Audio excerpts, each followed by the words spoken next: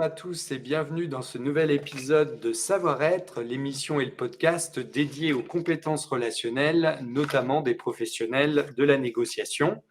Aujourd'hui, nous avons la chance d'accueillir Lydie Demouchy. Bonjour Lydie, vous allez Bonjour. bien? Oui, merci. Bonjour Martin, bonjour Xavier. Merci de m'accueillir. Merci aux personnes qui nous écoutent. Bonjour Alors, Lydie. est-ce que Lydie, vous pouvez vous présenter, nous présenter en quelques mots votre parcours et ensuite on rebondira là-dessus en vous interrogeant peut-être sur les différentes compétences relationnelles auxquelles vous êtes intéressé, sur l'importance que la formation revêt pour vous. Voilà. Est-ce que vous pouvez en quelques mots nous dire qui vous êtes et comment vous en êtes arrivé à faire ce que vous faites aujourd'hui? D'accord. Écoutez, moi aujourd'hui, je suis formatrice, je suis coach, je suis consultante en ressources humaines. J'ai un parcours assez atypique et jalonné de nombreuses reconversions professionnelles. Je suis formateur. Je suis donc revenue en France pour faire de la traduction. Donc voilà, c'est un métier qui est quand même très relationnel beaucoup dans le parcours humain. J'ai eu l'opportunité avec une première altérité parce que mon parcours il est jalonné de rencontres et d'altérité et jalonné aussi de prise de conscience d'être responsable des ressources humaines en 1994 donc chez Coca-Cola. J'avais absolument jamais entendu parler des ressources humaines. J'étais incapable à l'époque de définir les ressources humaines. Et puis, je suis partie sur Évreux, chez GlaxoSmithKline, pour pareil, dans une dimension RH. Et en 2002, lorsque la validation des acquis est arrivée avec la loi de modernisation sociale, j'ai décidé de faire un master RH pour me donner la légitimité d'un parcours RH avec une théorie. Même si je suis persuadée que la pratique nous apporte énormément de théorie, pour moi, la pratique, elle est questionnante, elle amène des questionnements constamment, et ces questionnements, c'est la théorie en général qui nous aide à y répondre. Et donc, j'ai refait un master RH, puis je suis restée quelques années, enfin une petite année chez GlaxoSmithKline, pour ensuite tout laisser de côté et créer ma propre entreprise. Après, même dynamique, altérité, rencontre, questionnement de ma pratique, et je me suis dit, mais je suis consultante RH, voilà, c'était le cœur de mon entreprise, mais j'aimerais être coach. J'aimerais mieux comprendre la psychologie, j'aimerais être formatrice. Et en fait, je me suis dit très vite, et mon leitmotiv, c'est celui-ci aujourd'hui, concilier théorie pratique. Donc, pour être coach, j'ai fait une formation de coach. Pour comprendre la psychologie, j'ai fait des études en psychologie. Pour être formateur, etc. Donc, en fait, c'est un cheminement qui est toujours tourné vers les autres, qui est toujours tourné vers l'écoute des autres et qui est tourné essentiellement vers la remise en question. Alors, c'est intéressant que vous mentionniez là, le fait d'être coach. Aujourd'hui, on rencontre des coachs, enfin beaucoup de gens se disent coach. Pour vous, qu'est-ce que c'est que d'être coach? Parce que finalement, il y a tellement, ça recoupe, ça recouvre plutôt une variété telle de pratiques que c'est parfois difficile de savoir de quoi on parle. Alors pour moi, être coach, un coach, c'est un métier. Un coach, c'est une qualification. Donc déjà, pour moi, être coach, c'est avoir fait une formation de coaching. Faire une formation de coaching, c'est quoi? La première étape, c'est le travail sur soi. C'est aller à sa rencontre. J'ai envie de dire que n'importe quel métier, c'est vous qui le portez. Que vous soyez avocat, médecin, technicien de production ou coach, c'est déjà vous qui faites votre métier. Donc, ça veut dire qualification. Donc, qualification, aujourd'hui, mon titre de coaching est un RNCP, donc Répertoire national des compétences professionnelles. Ça veut dire que c'est définitivement une commission qui a validé que le coach est un métier. Et pourquoi c'est un métier? Parce que j'ai appris à écouter. C'est idiot, mais même écouter, ça s'apprend. J'ai appris à faire des feedbacks. J'ai appris à reformuler, j'ai appris cette dimension de process d'amélioration, j'ai appris à lire un entretien de coaching. Et donc, pour moi, être coach, c'est une identité, c'est un apprentissage, c'est la conciliation, j'y reviens, entre la théorie et la pratique, et c'est aussi fondamental de laisser la place à l'autre. Je ne suis pas dans je prends la parole pour l'autre, c'est l'autre qui parle et je l'écoute. Donc, effectivement, pour moi, la première crédibilité et légitimité du coach, c'est d'avoir été formé. J'ai été formée au Centre international du coach. C'est une très bonne école. Les deux co-directrices sont très vigilantes à sortir, briefer, évaluer et capables d'être coach. D'accord, bah, merci pour cette précision, en sachant que je crois qu'il y a des personnes qui se disent coach sans avoir forcément un titre. Hein, on est d'accord que c'est pas réglementé, que c'est pas obligatoire d'avoir suivi ce parcours pour être coach. Effectivement, vous avez raison, mais aujourd'hui, de plus en plus de personnes, d'entreprises, de particuliers, des collectifs demandent votre certification, demandent votre déontologie, de plus en plus. Hein. Je vois, moi aujourd'hui, on m'a demandé récemment mon diplôme, hein, tout simplement, et aussi ma charte éthique. Et cette charte éthique, elle est même très engageante parce qu'un coach qui ne vous fait pas faire de convention, qui ne vous montre pas sa certification et qui n'est pas supervisé, il faut déjà se questionner en tant que personne qui veut être coachée à qu'est-ce qui va bien ou qu'est-ce qui va moins bien. Donc, j'encourage vivement les personnes à s'intéresser à ce qu'est un coach et quels documents contractuels, formels, il doit proposer. Et alors, de ces différentes expériences et formations, puisqu'on voit bien qu'il y a expérience, formation qui se sont chronologiquement finalement succédées, enfin oui, succédées sans cesse. Qu'est-ce que vous retirez? Pour vous, aujourd'hui, quel est l'essentiel des compétences que vous avez identifiées comme utiles au quotidien dans votre pratique? Et quelles sont celles auxquelles vous aimeriez éventuellement vous former par la suite? Alors moi, il y a quelque chose qui me revient assez régulièrement dans mon schéma de pensée, c'est que ce qu'on appelle les soft skills, hein, c'est quelque chose qui est né, alors assez récemment ou très tard, ça dépend où on se place. Mais vous savez, en 1972, il y a un monsieur qui est très important pour moi parce qu'il marque le début de la tentative de comprendre ce que sont les soft skills. En 1972, c'était les forces armées américaines, c'était un monsieur qui s'appelait le docteur Whitmore, et il s'est dit, je veux tenter d'expliquer les soft skills.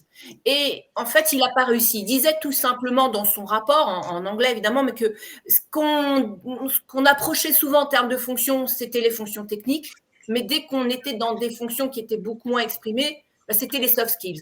Et c'est lui, c'est quand même grâce à lui que des chercheurs de l'OCDE ont décidé de faire une recherche sur les soft skills. Et ils ont dimensionné les soft skills à partir de la créativité. Je suis d'accord, c'est important pour moi. À partir de l'esprit critique, c'est important pour moi aussi. La coopération, c'est très important pour moi aussi. Et la communication, extrêmement important pour moi. Il manque un 5e C, mais ils ont défini que 4 C. Pour moi, il aurait fallu amener un 5 C, c'est la confiance. La confiance en soi, la confiance dans les autres, la confiance en l'institution, la confiance en l'entreprise. Et vous pouvez regarder tout le parcours des grands théoriciens, par exemple Will Schuss, hein, qui disait que la performance, la productivité, elle part de la confiance de l'être en lui-même et dans les autres. Donc pour moi, ce qui m'anime, c'est voilà, cette notion de créativité, de communication, coopération, esprit critique, même pour soi et surtout pour soi, et cette confiance. J'aime beaucoup ce que vous venez de dire, Lydie. Je ne sais pas ce que Nadine et Xavier en pensent. Il m'a volé les mots de la bouche. Je vais le taper pendant que vous posez une question à Lydie. Je vais taper ces 5 mots. Je trouve ça très bien. Alors, créativité, critique, Coopération. coopération, communication. Et la confiance, c'est moi qui l'ai rajoutée. Hein. Elle n'était pas dans les 4 C des chercheurs de l'OCDE. Je vais mettre copyright Lydie. Voilà. Lydie, tout à l'heure, vous avez parlé de l'écoute. Il y a plein de théories différentes sur l'écoute. Comment vous la définiriez? Alors moi, l'écoute, je la définis, j'écoute aux portes. Je dis souvent ça à mes groupes, faites attention, ou à mes particuliers, j'en dis faites attention, j'écoute aux portes. Pour moi, écouter aux portes, c'est écouter les mots, mais c'est être attentif à tout ce qui va se passer sur un visage, dans un mot, dans une posture, dans un groupe, dans le temps, cette notion de temporalité aussi. Et donc pour moi, écouter, c'est observer avec sa tête, avec son cœur, avec son analyse, avec son approche cognitive, hein, c'est un savoir-être, mais c'est plutôt un savoir-faire, son approche cognitive d'analyser, d'observer, de raisonner même. Donc l'écoute, pour moi, c'est une dimension entière du moment où la personne, elle va être en face de moi, en lien avec son espace aussi, parce que ça compte énormément. Donc, j'écoute aux portes, ça veut dire que rien doit m'échapper, y compris les murmures, vous voyez. Parce que, mine de rien, ça prend sens. Y compris les silences. Vous avez silences. raison, Nadine. Y compris les silences qui sont très parlants, mais c'est aussi après dans les silences, il y a la gestuelle, il y a le non-verbal, mais vous avez totalement raison, les silences. Et alors, quels sont les outils que vous utilisez depuis toujours ou plus récemment peut-être? Quels sont les outils auxquels vous nous conseillez de nous intéresser et qui vous paraissent dans votre pratique à vous, en tout cas en matière donc de notamment conseil RH, de recrutement ou de formation? Quels sont les outils qui vous paraissent vraiment essentiels? Alors moi, je suis très attachée aux grands théoriciens du XXe siècle. Donc, je suis très attachée à Eric Berne avec l'analyse transactionnelle. Je suis très attachée à Kurt Lewin avec son accompagnement au changement. Je suis très attachée à Will Shoes dont j'ai parlé un petit peu avant. Robert Dills aussi, avec son triangle neurologique. Et depuis bien 1 an, je suis formée à l'outil EQI 2.0. Pourquoi j'en parle? Parce que vous avez compris que je m'étais formée très régulièrement et souvent, c'est d'abord une remise en question.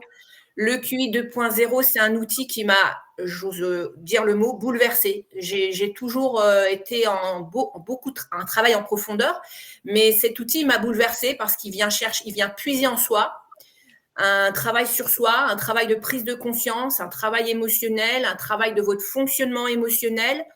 C'est un outil scientifique. Derrière cet outil, il y a la science. C'est un outil qui a été inventé par Reuven Baron. Et en fait, je parlais d'altérité, je parlais de rencontre. Et un jour, sur LinkedIn, il avait mis un post. J'ai eu envie de le questionner sur cet outil. Et ça a commencé comme ça. Il m'a parlé de cet outil scientifique qu'il avait mis à la disposition de cette recherche 17 années de sa vie, 17 années d'expérience clinique. C'est un docteur en psychologie clinicienne. Et il a rendu concret l'intelligence émotionnelle, c'est-à-dire la gestion des émotions. Et puis, il a commencé à m'expliquer beaucoup d'autres choses. Je me suis dit, il faut que je me forme. Il faut absolument que je trouve un organisme de formation en France qui fait cette formation. C'était il y a presque 2 ans. Et j'avoue que j'ai eu un mal fou à trouver une école. Et j'ai enfin trouvé le centre de l'intelligence émotionnelle. Et j'ai décidé de me former. Donc, sur 6 mois, avec des formations distancielles, des formations en présentiel. Et c'est ce qui m'a permis aujourd'hui d'être certifiée à cet outil. Donc, c'est un outil de type B. Ça veut dire qu'il ne peut être administré et débriefé par des personnes qui sont certifiées, qui comprennent le fonctionnement, qui savent lire les résultats. Donc, je pourrais vous en dire plus si je suis questionnée, mais c'est un outil qui rend concret le fonctionnement émotionnel. Parce que croyez-moi que quand on me dit « oui, il faut gérer tes émotions », j'ai envie de dire « ok, je vais gérer mes émotions, mais comment ?» Et c'est pareil pour n'importe qui, à présent, aujourd'hui. Gérer ses émotions, c'est très flou, c'est très abstrait, c'est très compliqué. Et Reuven Baron, il a quand même, et très honnêtement, il a quand même réussi à rendre totalement concret le fonctionnement émotionnel qui amène des aptitudes émotionnelles et sociales et qui amène aussi cette intelligence collective de travailler avec soi et avec les autres. De ce que je comprends, vous utilisez le test en matière de consultation RH principalement, de recrutement, mais j'imagine que c'est un test au départ, si ça a été développé par un psychologue clinicien, c'est sans doute que c'était dans un but thérapeutique ou dans quel but ça a été développé à l'origine? Non, il l'a vraiment, en fait, il l'a développé pour concilier intelligence émotionnelle, performance et bien-être au travail. Que lui, dans sa tête, et Will Shoes l'avait déjà évoqué, si vous lisez le livre de Will Shoes, L'élément humain, en 1992, il dit déjà que la souffrance physique, mentale, amène de la non-productivité, de la non-performance, et qu'il faut comprendre que l'estime de soi, la confiance en soi, la confiance en la structure, ça amène de la performance, de la productivité. Et Reuven Baron, il a voulu démontrer la même chose, que l'intelligence émotionnelle, ça amène du bien-être, ça amène de la santé, ça amène de la productivité, ça amène des équipes qui vont bien, ça amène de la cohésion. Et il est parti de cet état d'esprit-là. Il est parti du fonctionnement d'un environnement et d'une structure. D'accord, donc il est déjà dans votre cœur d'activité finalement. Et oui, et il a même fait une chose assez remarquable à mon sens, c'est que dans cet outil, dans ce diagnostic, il amène un peu en aparté ce qu'il appelle un diagnostic de bien-être. C'est-à-dire que immédiatement, lorsque vous lisez le diagnostic des personnes qui ont passé ce test, vous pouvez identifier si la personne elle est en souffrance, par exemple en souffrance au travail, ou si elle est en souffrance dans sa vie personnelle, et déjà vous arrêtez à cette souffrance. Donc, vous voyez, il a vraiment cette intention de se demander si les personnes qui passent ce test vont bien. Et Lydie, alors une petite question, parce que là, ça me préoccupe beaucoup. Est-ce qu'il s'est intéressé aux organisations managériales? Oui. Parce que les individus, on sait que maintenant, tout est de leur fait, tout est de leur faute, qu'ils doivent être excellents, compétents, etc., et ne pas souffrir, et être dans le bien-être au travail. Mais l'organisation managériale? Oui, l'organisation managériale, c'est ce que je viens de vous expliquer. En fait, Roven-Baron considère que d'avoir des aptitudes émotionnelles et sociales, c'est avoir une conscience collective. Ça veut dire quoi? Ça veut dire que c'est la différence entre un travail collectif et un fonctionnement collectif. Et donc, il amène les gens à prendre conscience que s'ils n'ont pas d'aptitude émotionnelle et sociale, ils vont avoir du mal à coopérer, ils vont avoir du mal à travailler ensemble, ils vont avoir du mal à décider ensemble, ils vont avoir du mal à raisonner ensemble. Et en fait, il amène cette prise de conscience que dans une posture managériale, eh bien, la première personne qui est responsable de l'entité tout entière, de cette dimension de travail ensemble, c'est la personne elle-même. Donc, c'est ce que j'ai d'ailleurs déjà fait, de faire passer ce test à des personnes qui vont devenir manager, à qui des fois on me dit, cette personne ne peut pas être manager. Bah, le test le dira. Ou cette personne, au contraire, sera un super manager, va fédérer ses équipes, on va vraiment être dans une dimension plus. Le test me le dira. Mais très vite, le test, il indique le niveau d'aptitude sociale et émotionnelle et donc le niveau d'aptitude à travailler ensemble. Et vous avez raison, Nadine, cette approche-là, elle est essentielle parce que c'est ce que je disais. Si vous n'identifiez pas des émotions qui vont faire tirer l'équipe vers le bas ou amener des conflits, ou amener du stress, ou amener de la non-décision, ou amener de la non-compréhension de la différence parce que c'est l'autre, ça ne marche pas. Concrètement, ce test, il se passe comment? C'est une forme de QCM? Enfin, comment ça se passe?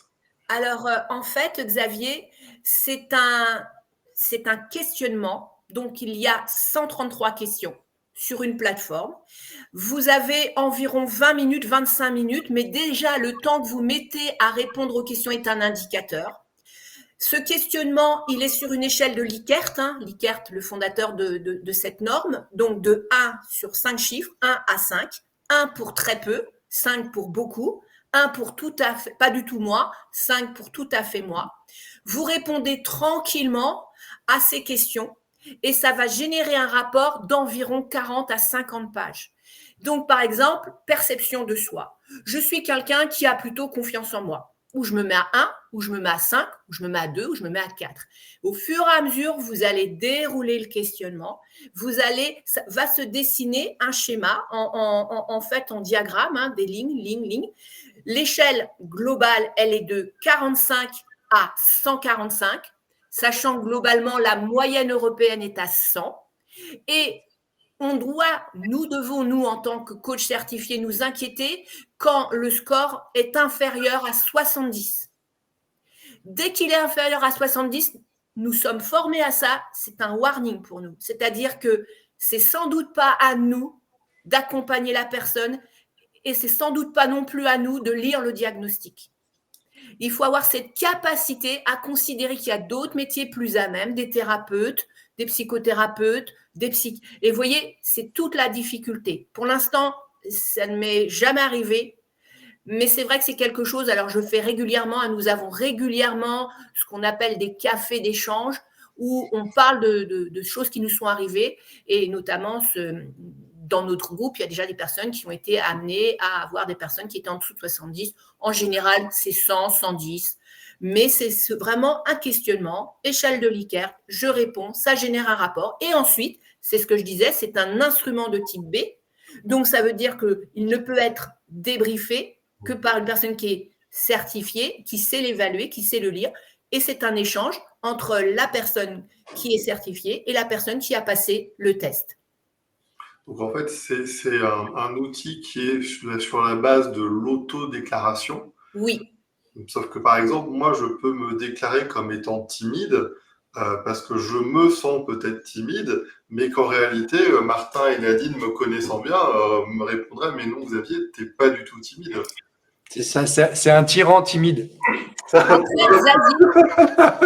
je ne sais pas, je ne connais pas Xavier, mais en tous les cas, ce que je peux vous répondre, Xavier, c'est que ce sont des questions croisées constamment. C'est impossible de vous dire timide si vous ne l'êtes pas ou l'inverse. Okay. Ce sont des questions croisées qui sont vraiment très, très bien faites. Vous savez, Reuven Baron, il a mis 17 ans pour élaborer cet outil. Il l'a expérimenté dans 60 pays. Donc, il a aussi tenu compte énormément des schémas culturels. Et en fait, son questionnement, il est très fort. Alors, est-ce que c'est un questionnaire qui évolue encore? Est-ce qu'il y a encore des retours, des feedbacks? Et est-ce que le questionnaire évolue régulièrement pour tenir compte, j'imagine, des évolutions, ne serait-ce que sémantiques dans les questions? L'outil par lui-même n'évolue pas. Par contre, lui, il est en recherche d'un nouvel outil qui va être beaucoup plus fin pour identifier la performance stricte, au sens strict du terme, dans une entreprise. Je ne peux pas vous en parler plus. Il a commencé à en parler. Il travaille sur ce projet avec une autre chercheuse. Je serais dans l'imposture de vouloir en parler, parce que j'en parlerais mal, donc je préfère pas en parler. Mais ça ne modifie pas l'outil EQI 2.0, qui est quand même assez récent. Par contre, ça va générer comme une origine de d'autres outils qui vont être peut-être encore plus performants sur la dimension dont parlait Nadine, sur cette dimension plus collective, plus managériale, plus dirigeant. Je ne sais pas ce que ça nourrit comme réflexion chez Nadine, mais moi, quand je vous entends, je me dis, évidemment, le négociateur, évidemment, aurait intérêt à ce que chacun chemine sur son propre profil parce qu'on doit faire équipe. Donc, quand on est 5 dans une équipe, il y a 5 x 4, 20, 10 interactions possibles avec 5 personnes, en fait. Hein. Donc, explorer ça, évidemment, aurait de l'intérêt et pouvoir le faire de manière le moins chronophage possible, puisque malheureusement, les personnes souvent ne s'intéressent pas à ça avant d'être dans une situation qu'il faut régler en urgence. Donc, on a d'autres choses à faire aussi et on ne peut pas toujours passer du temps malheureusement sur des profils et y passer des mois et des années à réfléchir. Mais ça pourrait déjà avoir cet intérêt dans la négociation.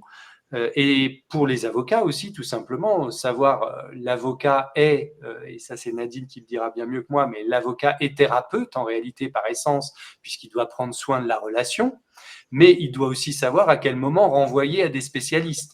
Donc peut-être que ce test aussi, puisque parfois malheureusement les clients sont pris dans de telles difficultés que ça n'est pas forcément le rôle de l'avocat de les accompagner dans leurs difficultés psychologiques, ou en tout cas ça dépassera les compétences de la plupart des avocats en matière psy, mais c'est un test qui pourrait peut-être aussi servir. Mais en tout cas, il a été développé pile dans votre cœur d'activité. Est-ce que vous savez s'il y a d'autres champs qui ont été découverts peut-être même à la plus grande surprise de son créateur? Est-ce qu'il est utilisé aujourd'hui dans d'autres champs de manière assez large ou est-ce que ça reste quand même principalement quelque chose qui permette d'évaluer le potentiel de coopération dans l'entreprise? Non, il a vraiment évolué. Aujourd'hui, on le voit utilisé beaucoup en gestion de carrière. On sait combien on est dans une autre dimension, alors avec l'agisme, etc. Donc, il est beaucoup utilisé en gestion de carrière, dont le risque psychosociaux, on en a parlé. Il est énormément et de plus en plus utilisé en recrutement, ça c'est certain.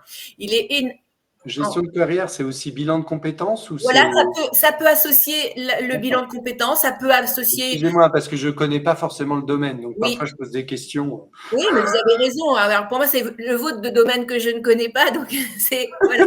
Mais en tous les cas, voilà, la gestion de carrière, beaucoup. On est sur les risques psychosociaux parce que il est quand même un gros indicateur sur, je vous le disais tout à l'heure avec ces burn-out particulièrement. Et dans ce que vous disiez, je reviens sur, vous parliez de la négociation. J'ai récemment fait dans un cours avec des profils commerce, vente, marketing, un TP avec l'outil EQI 2.0, parce que ce qu'il faut savoir, c'est que quand nous sommes certifiés, on nous remet une box, qu'on appelle une box, avec plein d'outils à l'intérieur. Et dans cette box, il y a des cartes avec des postures émotionnelles différentes. Et j'avais donné au groupe un travail à faire qui était, je vous donne 2 cartes, 2 postures émotionnelles. Alors, je dis n'importe quoi. Une personne stressée, qui gère mal son stress ou qui le gère bien, et une personne qui est très affirmée, qui est très sûre d'elle. Et je leur demandais chacun d'identifier dans une négociation une personne trop stressée et pas assez affirmée, ce que ça donne, ou trop affirmée, pas assez stressée, c'est ce que ça donne, et d'arriver à cette conclusion que Reven-Baron explique bien, c'est que l'outil EQI 2.0, c'est un outil systémique, c'est-à-dire qu'il y a une interconnectivité entre les émotions. Et en fait, ces jeunes ont compris que dans une négociation, le plus important, c'est aussi d'équilibrer ses émotions. C'est pas d'être trop ou trop peu, c'est de réussir à gérer correctement un stress qui peut être là mais pas trop. C'est d'aider à être très affirmé mais pas non plus d'écraser tous les autres. C'est peut-être aussi d'être conscient de qui je suis, de me remettre en question. Et je pense que dans des formations de négociateurs ou peut-être même de médiateurs, le QI 2.0 peut amener une prise de conscience que le soi, c'est lui qui va aussi réguler et amener cette médiation avec les autres. Et c'est pourquoi je commence à le mettre en place dans les écoles, et notamment sur la négociation, la médiation, parce que ça amène des prises de conscience. Alors, vous allez me dire, quand les gens sont bloqués, n'ont pas envie de se remettre en question, c'est peut-être difficile. Encore que, je peux vous assurer que quand vous recevez un diagnostic et que vous êtes à 70, l'esprit est tout de suite à se dire « Ouais, 70, mais c'est pas beaucoup, qu'est-ce qui se passe ?» Ça oblige à… Vous me connaissez bien, Lydie, c'était en effet la question que j'allais vous poser, parce que concrètement, c'est surtout dans les situations les plus difficiles, c'est-à-dire lorsqu'un client ne veut plus ou un professionnel d'ailleurs, ne veut pas nous entendre, ne veut pas nous écouter, que ce test me semblerait le plus utile, sauf que c'est le moment où il va, évidemment, comme il refuse tout, ce qu'on lui propose, il va aussi refuser ce test. Donc, évidemment, idéalement, ce qui serait bien, c'est que les gens le fassent d'eux-mêmes avant de nous rencontrer. Comme ça, ils auraient déjà cheminé. Mais c'est toute la difficulté, je pense, c'est d'amener amener les personnes à accepter de faire ce test. En effet, en vous écoutant, je me dis, bah oui, une fois qu'ils ont fait le test, s'ils voient qu'il y a des endroits où il y a des lacunes, entre guillemets, je ne sais pas si on peut appeler ça comme ça, mais des points à travailler, on va dire, des marges de progression. On appelle ça des points défavorables. Voilà, des points. Voilà. Mais en tout cas, des points qui présentent des certaines marges de progression. Là, je suis en effet, je pense que ça peut les aider à cheminer. Mais la difficulté, c'est que dans une négociation, si on a une partie qui est particulièrement difficile, elle a tendance à se bloquer sur tout et elle se bloquera encore plus sur quelque chose qui peut lui paraître un peu ésotérique. Voilà, mais je ne dis pas qu'il faut pas essayer. Ça me donne envie, là, vous voyez, d'essayer. Alors pas forcément ce test tant que je l'aurais pas testé moi-même, mais quelque chose en tout cas de cette nature, une démarche de cette nature, d'inviter les gens à mieux se connaître et de leur donner des outils pour mieux se connaître, en leur disant que vous êtes aussi la clé de la négociation. Et ça, c'est totalement vrai, on le sait. Donc ça peut être utile, c'est sûr. Il faut trouver le moyen de l'amener et de le facturer aussi, parce que si on est sûr que voilà, c'est aussi ça. On a des clients qui sont pressés et qui n'ont pas envie qu'on qu'on leur propose, entre guillemets, des gadgets dont ils ne verraient pas immédiatement l'utilité, et c'est aussi un petit peu difficile. Vous êtes souvent dans une situation où les gens sont déjà convaincus du truc et sont en demande, ou est-ce que parfois ça peut bloquer un peu plus? Non, non, Martin, j'ai des situations où les personnes spontanément vont le faire parce qu'elles en ont. Mais par contre, j'ai des entreprises qui me demandent de faire passer le test à certains profils de personnes parce que ça va bien ou ça va pas. Et j'ai pas nécessairement en face de moi un collaborateur qui veut le faire. Donc, je suis déjà dans une forme de résistance parce que quand une personne est poussée à faire le test dans une entreprise, c'est rarement pour qu'on lui dise « t'inquiète pas, demain tu vas être président ». C'est aussi peut-être pour lui faire qu'on entende qu'il n'a peut-être pas toutes les compétences qu'on attend de lui.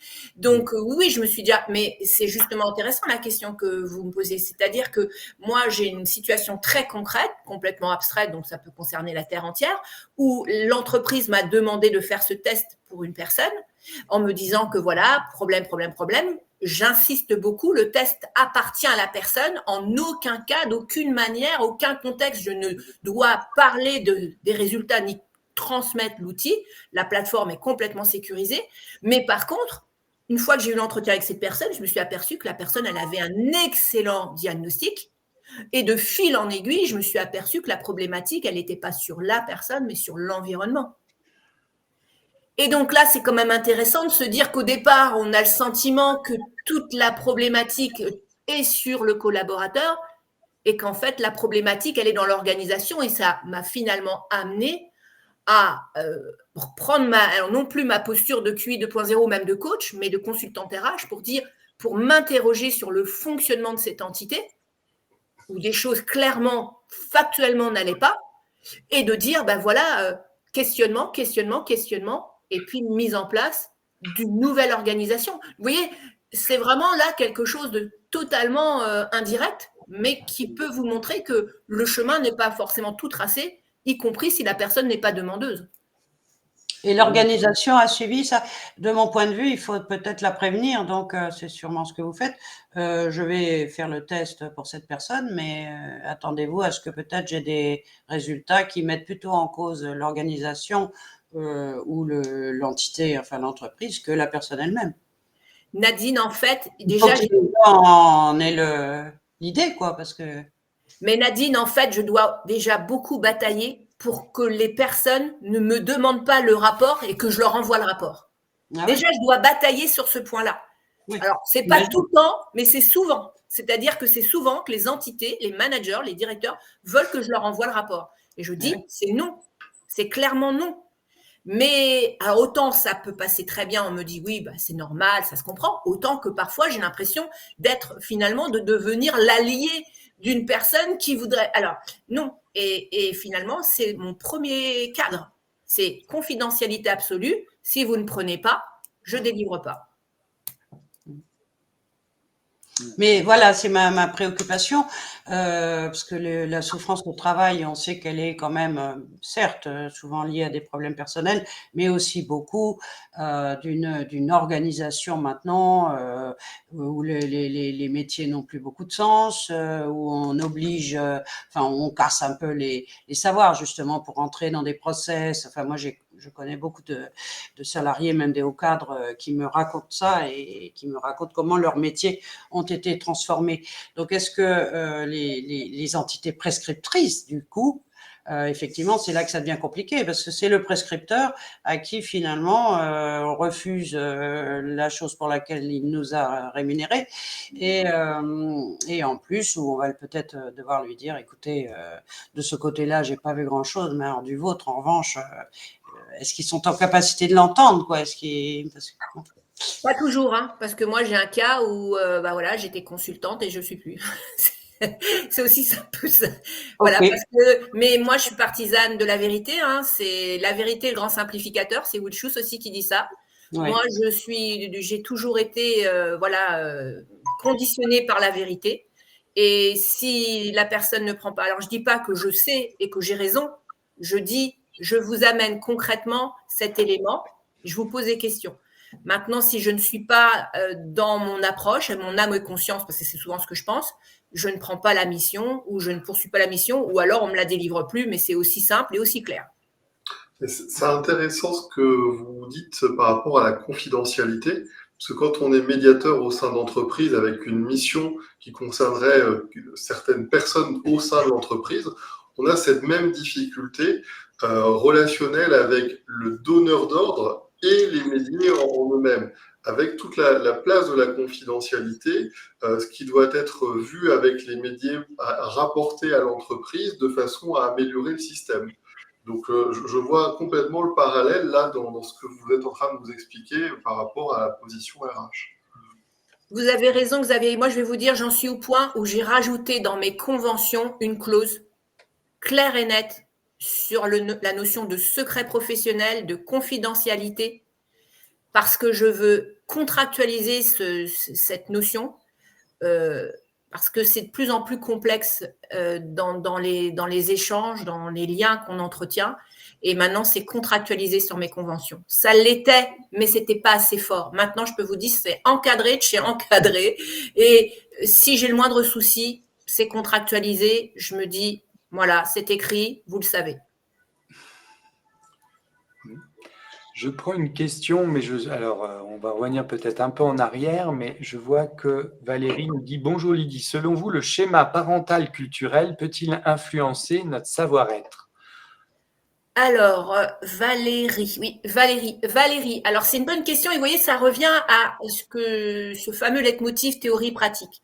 Vous voyez, on vous pose une question comme ça, honnêtement, ça vous arrive, vous vous dites, bah oui, schéma parental, culturel, savoir-être. Moi, je repars, je reprends mon cerveau. Vous voyez, c'est quelque chose qu'on apprend beaucoup en coaching, même en consulting. Vous avez un cerveau, nous avons 3 cerveaux, on a le néocortex, on a le reptilien et on a l'empirique. Et on sait très bien que sur l'empirique, c'est notre cerveau émotionnel. Le cerveau émotionnel, c'est la caisse noire depuis qu'on est enfant. C'est notre caisse noire. C'est là où on a engrangé toutes nos émotions. Donc, pour répondre à Valérie, oui, parce que finalement, on a un schéma parental par notre éducation, on a un schéma culturel par notre culture, on peut avoir été élevé dans un foyer de l'enfance, peu importe, et ça va amener des conceptions dans notre tête. Ça va amener une façon d'être. La difficulté, en fait, dans ce savoir-être, c'est de se dire, et souvent, cette conceptualisation due à notre enfance, à notre éducation, elle amène nos jugements de valeur. Parce que j'ai été éduquée, le travail, c'était une valeur forte. Il fallait travailler, travailler, travailler. Et puis, j'arrive dans ma vie active et il y en a qui font des pauses à 10 heures. Il y en a qui mangent à midi. Et moi, ma valeur travail, c'est bosser, bosser, bosser. Bon, ça amène forcément des jugements de valeur, des perceptions. Et donc, toute la difficulté, c'est de se dire à quel moment mon schéma parental, mon schéma culturel me porte et finalement m'amène un plus, m'amène une force, ou à quel moment, au contraire, il m'amène quelque chose en termes de savoir et qui me pénalise. J'ai pas assez confiance en moi parce que j'étais beaucoup bridée. J'ai trop confiance en moi parce que j'étais l'enfant roi. Je suis quelqu'un qui n'a pas de stress parce que j'ai appris ça enfant. Mon père m'apprenait toujours à gérer mes émotions. Vous voyez, et donc, effectivement, le schéma culturel et le schéma parental, les deux sont des choses qui vont me fabriquer. Mais c'est à moi aussi d'évoluer et de me dire à quel moment c'est aidant pour moi ou au contraire c'est fragilisant pour moi. Donc oui, le schéma parental culturel peut influencer mon savoir-être, à savoir à vous quand vous cheminez tout au long de votre histoire de vie, si c'est en plus ou en moins, en bien ou en moins bien, et de travailler sur vous. C'est ce que j'allais dire, d'où l'intérêt du travail sur soi. Et oui, Nadine. Mais toute profession d'aide, d'accompagnement, de porter soin à l'autre devrait rencontrer cette obligation, le travail sur soi. J'ai jamais compris comment on pouvait s'en dispenser, en vrai. Vous avez raison, c'est de l'imposture que d'être coach sans avoir travaillé sur soi, c'est de l'imposture que d'être psycho sans avoir travaillé sur soi. Je parle pour moi, hein, je parle dans une entité, je ne suis pas en train de dire que quelqu'un est un imposteur. Tendons-nous bien, c'est ma perception, elle n'engage que moi. Mais sincèrement, travailler sur soi, c'est la base de tout et c'est ce qui va faire ce que vous êtes ensuite pour les autres. Absolument. Alors justement, si on est sur ce sujet, vous évoquiez tout à l'heure ce que vous avez appelé les cafés d'échange. Est-ce que c'est un petit peu des groupes d'analyse de la pratique ou en quoi ça différerait d'un groupe d'analyse de la pratique ? En fait, ça diffère dans le sens où nous, on peut aussi amener un sujet, Ça diffère que parfois, c'est une formation qui est revue. Par exemple, la dernière fois, c'était le QI 2.0 dans le domaine commercial, avec les commerciaux. La fois d'avant, c'était nous qui apportions un sujet. Donc, on a travaillé sur la souffrance au travail avec l'indicateur de bien-être. La fois d'avant, c'était une difficulté à travailler sur les équilibres des émotions parce que c'est quand même assez scientifique. Donc, en fait, c'est très libre, mais c'est un bon échange et surtout, oui, on peut l'associer à nos pratiques, on peut l'associer à nos questionnements, on peut l'associer à nos difficultés, on peut l'associer aussi aux nouvelles choses dans le domaine, on peut l'associer et c'est surtout un moyen de discuter entre nous de nos pratiques, de ce qui nous a plu, moins plu, de ce qui a bien marché, moins bien marché. Et ça permet de rester vivant dans son approche parce que quand vous s'approprier un outil comme celui-là, c'est pas si facile. C'est pas parce que je suis, voilà, mais c'est juste émotionnellement, c'est pas si simple déjà parce qu'on touche à l'émotion de soi et des gens. Donc de pouvoir le partager, je parlais d'altérité, mais là j'y reviens. Tout le monde devient un miroir.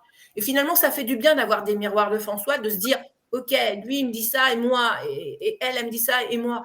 Et cette notion d'altérité et de synergie, je crois fortement aussi à la synergie. On est meilleur à plusieurs. On voit plus de choses à plusieurs. Et cette notion de synergie. Donc ces groupes, c'est vraiment des groupes synergiques qui ont la même certification, qui évoluent dans des domaines complètement différents. Parce que moi, voilà, je suis dans une posture de formatrice, de coach, avec des environnements très spécifiques. Mais il y a des personnes qui travaillent à Air France, qui travaillent chez L'Oréal, qui travaillent dans des petites structures, qui travaillent avec des avocats. D'ailleurs, à ma formation, il y avait un avocat pendant ma formation. Et ce monsieur, il avait vraiment une plus-value dans notre travail de groupe parce qu'il amenait sa posture d'avocat et cette posture émotionnelle croisée avec le métier d'avocat, avec des situations très compliquées. Alors, évidemment, il nous a jamais rien dévoilé, c'est une évidence. Mais par contre, j'aimais beaucoup qu'il nous relie les émotions et se retrouver à défendre une personne comme ci ou comme ça. Donc, vous voyez, ça commence vous parliez de la formation des avocats ou peu importe, mais en tous les cas, ça commence à arriver dans le milieu des avocats. Il y a, disait Nadine, prise de conscience que tout part de soi. Et alors, donc ça, on voit toute la plus-value de ces échanges entre pairs, donc ce que j'appellerais des échanges horizontaux. Est-ce que vous avez aussi recours, par exemple, à la supervision, Lydie?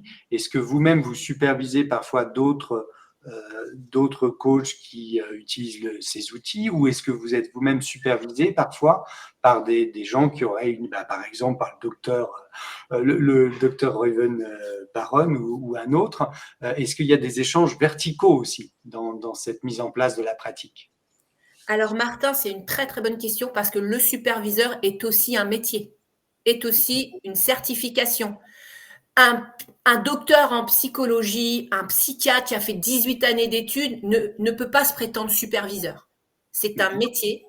Au même titre que le coach est un métier avec un cheminement de formation, le superviseur est un métier. C'est Monsieur Moral, c'est le seul qui me vient en tête.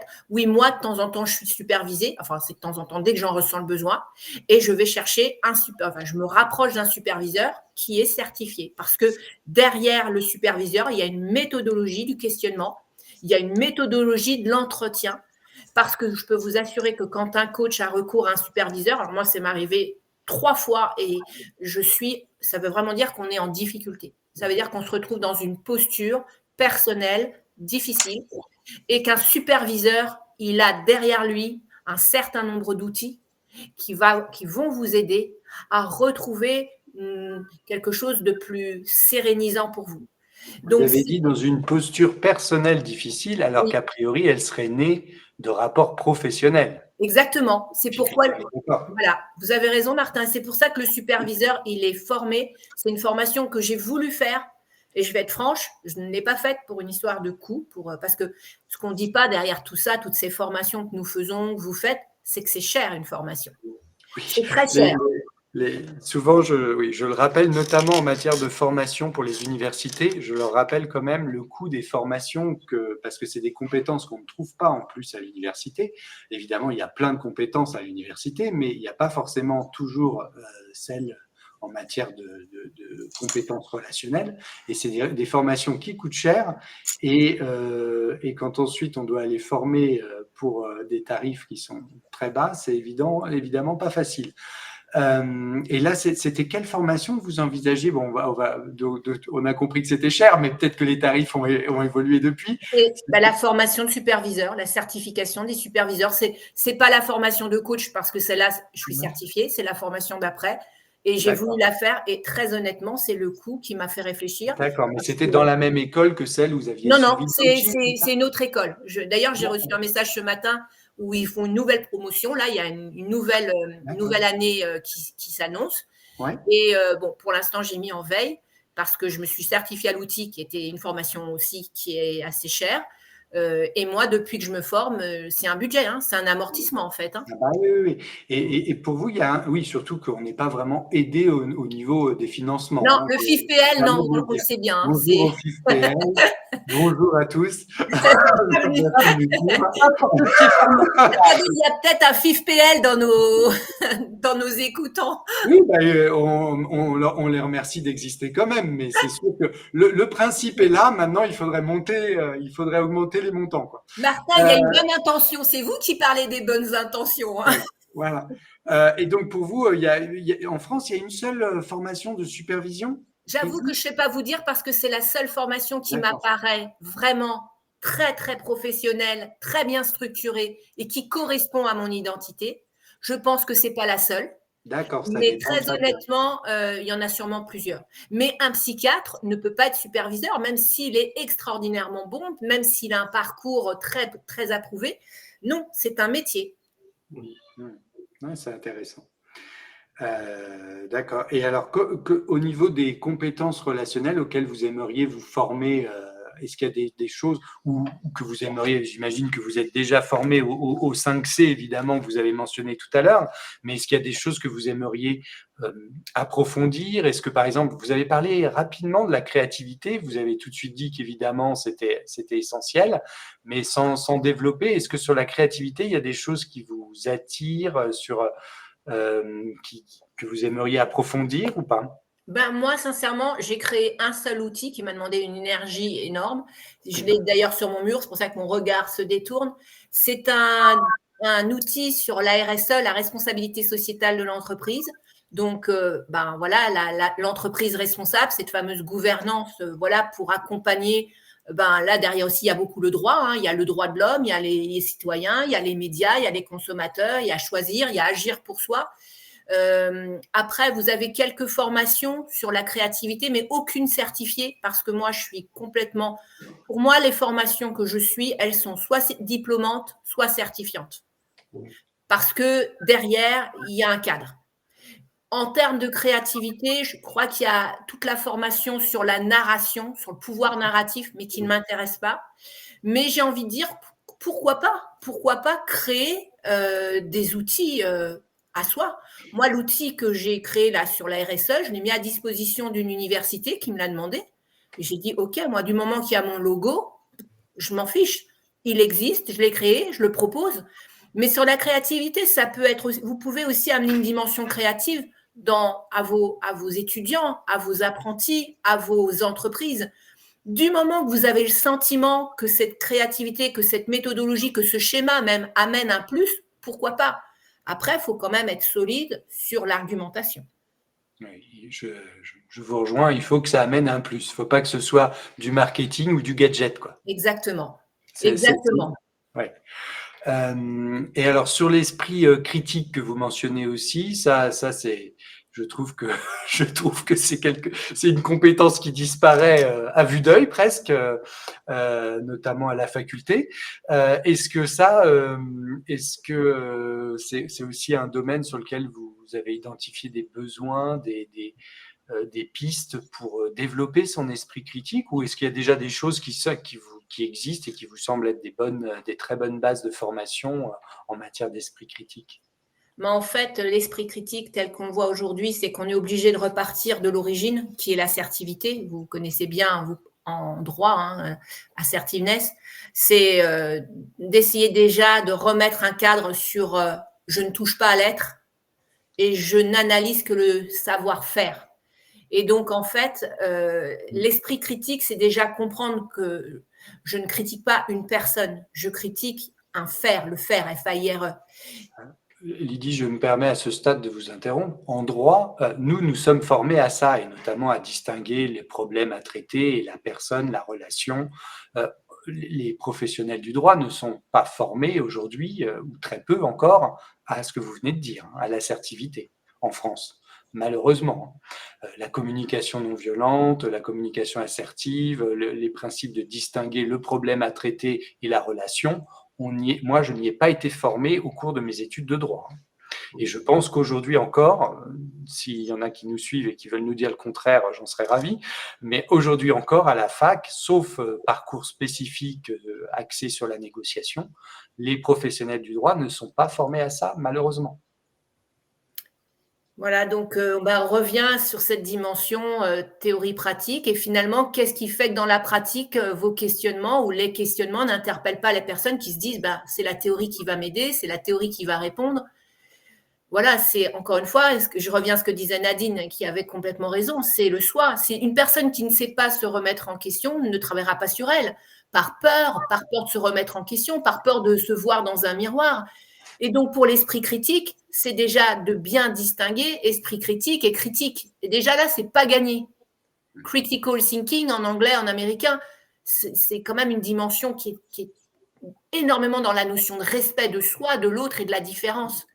Et ça part quand même bien de soi. Et moi, je me bats notamment sur des cursus dans des écoles, sur des masters, 1, 2, pour déjà expliquer ce que c'est que le droit des personnes, le droit d'être moi, le droit que l'autre soit lui. Et l'esprit critique, c'est déjà un grand cheminement parce qu'on est quand même en France ou ailleurs peut-être, mais on est beaucoup dans la critique. Parce qu'on pense que l'esprit critique, c'est critiquer. Mais non, l'esprit critique, c'est pas parce qu'il y a critique dans l'esprit critique que c'est critiquer. L'esprit critique, c'est avoir capable de distinguer ce que je peux faire de mieux, de moins bien, avec les autres, de sans les autres, d'amener tel ou tel vocabulaire. Et en fait, c'est aussi beaucoup dans la sémantique, quoi.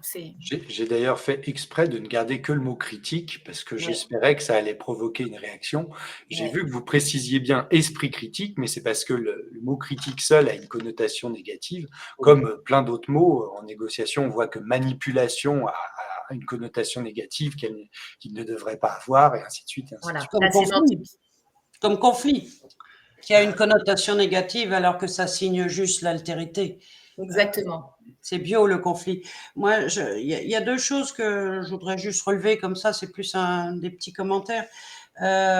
C'est qu'effectivement, en ce qui concerne les avocats, mais beaucoup d'autres personnes, il n'est jamais pensé qu'une critique ou un commentaire ou un comportement ne constitue, que la personne n'est pas constituée par ce qui est critiqué. Donc c'est ça, je fais quelque chose qui déplaît, ce n'est pas ma constitution, c'est pas mon être qui est mis en cause, c'est ce que j'ai fait. Premièrement, si on pouvait apprendre ça à l'école, ça serait formidable. Deuxièmement, je parle souvent de mes fonctions. C'est-à-dire l'adolescent qui me rentre dans l'art et qui me critique, c'est pas moi, c'est pas Nadine Ray qui le critique, c'est la fonction maternelle. Et ça aussi, ça serait bien que ce soit très largement diffusé. Si je suis critiquée comme formateur, c'est pas Nadine Ray, c'est la fonction formatrice qui est mise en cause. Parce que toutes ces distances entre mon petit moi, toujours tellement susceptible d'être blessé, n'est-ce pas, et ce qui se joue en réalité simplifierait tellement les choses tout le temps, quoi, pour tout le monde. Oui, c'est une culture. C'est ça, c'est une culture. C'est un apprentissage. Mais on apprend ça où ? La question du moment qu'on a déjà évoqué, mais à quel moment être sensibilisé à tous ces outils, sans doute le plus tôt possible, mais on voit bien qu'on en est encore loin. Et souvent, nous, dans nos domaines, les gens, on doit les sensibiliser au pire moment, puisque c'est déjà au moment où ils sont pris dans la nasse d'un conflit ou de difficultés dont ils ne se sortent pas, et c'est pour ça qu'ils viennent nous voir. Donc, le moment de sensibilisation me paraît être une question vraiment importante aussi. Peut-être en recrutement, justement, si le recrutement ne se fait pas complètement à la dernière minute, je ne sais pas comment ça se passe, puisque je ne connais rien du domaine, peut-être qu'il y a le temps plus de cheminer pour chacun, je ne sais pas. Oui. Après, le recrutement, on a toutes sortes de demandes, mais je pense que c'est plutôt intéressant d'avoir des outils, parce que la perception d'un candidat, c'est une chose, mais ce qu'est cette personne en est une autre. Et on y revient à ce que disait Nadine, attention à ne pas tout mélanger entre le soi, l'autre, ce qu'il est, ce qu'il n'est pas, ce qu'il dit, ce qu'il fait, enfin bref. Et c'est un méli-mélo de postures humaines. C'est pour ça que le savoir-être, je suis toujours un peu sur la prudence, parce que le savoir-être, reste un savoir-faire relationnel, un savoir-faire cognitif, avec des aptitudes, des qualités, et une chose qu'on oublie aussi, ce sont nos ressources physiologiques, c'est-à-dire l'énergie. Et croyez-moi, dans quel que soit le métier, des métiers très difficiles comme des métiers autres, peu importe, l'énergie physiologique que nous consumons est importante dans le savoir-faire et dans la posture que j'entraîne à la relation à l'autre. Ça, c'est quelque chose qu'on voit assez peu aussi. On ne va pas vous dire à l'école, et puis votre posture physiologique, faut en prendre soin, faut gérer. Non, alors que la posture physiologique est du savoir-être, du savoir-faire. Et elle conditionne, si je suis avocate, que ça fait 15 heures que je plaide et que je m'écroule par terre, on est dans une posture physiologique qui vous amène soudain une image de vous qui est ce qui vous arrive là, quoi. Tout ça, c'est une image qui n'est pas loin de la réalité, puisqu'on a plusieurs confrères qui sont morts en audience encore récemment.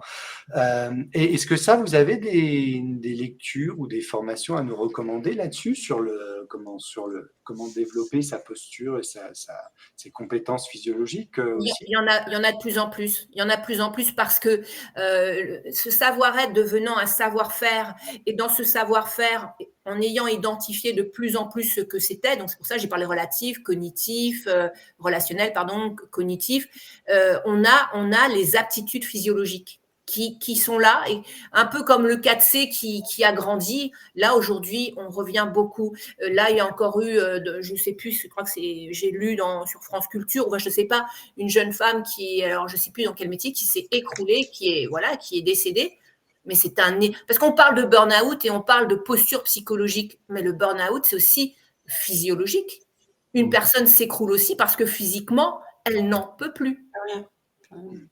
Donc, il va falloir rajouter un autre C, Lydie, le C du corps. Alors ça, c'est déposé par Nadine maintenant. Ça fait beaucoup de copyright dans cette formulation.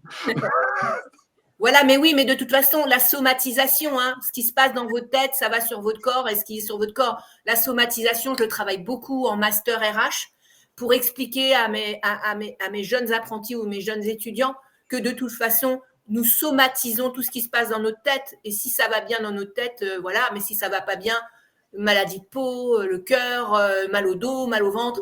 Et on est encore dans du savoir-être et on est encore dans des soft skills. C'est-à-dire que qu'est-ce que je fais devant une personne qui a l'air d'être rouge écarlate et d'être au bord de l'apoplexie parce que ce qu'elle va traiter là, ça la stresse.